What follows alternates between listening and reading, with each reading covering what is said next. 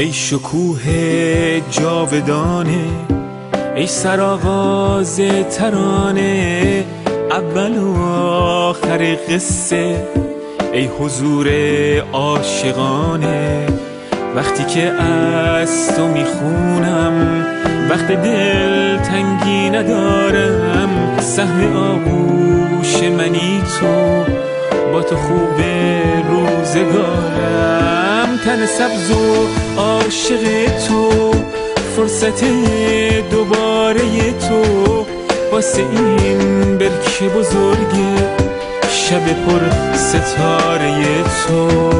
اگه دستم بی تو سرده، اگه بی تو بیقرارم، گاهی اسممو صدا کن، مگه جز تو کیو دارم؟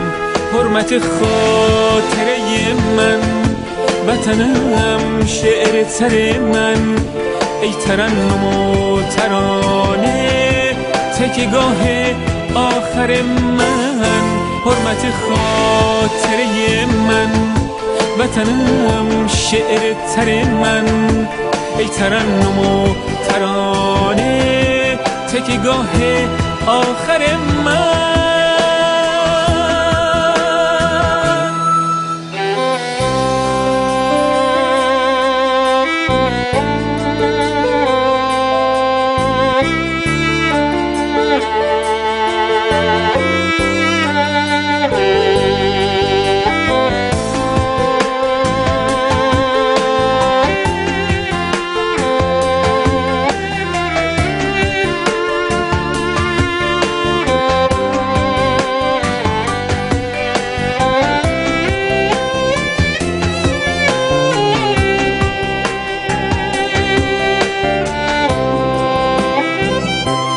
مثل شب به دیدن ما، به تو دل سپرده بودم، همه ستاره ها تو، شب به شب شمرده بودم.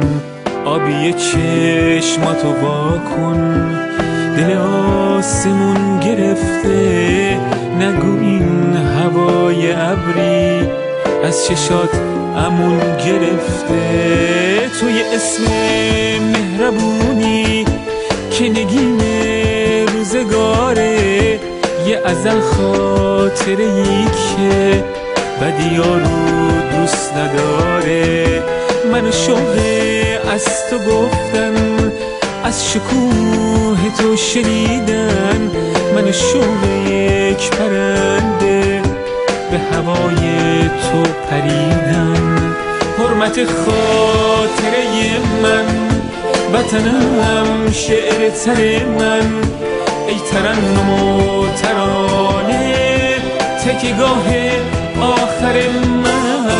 حرمت خاطره من، وطنم شعر تر من، ای ترنم و ترانه، تکیه‌گاه آخر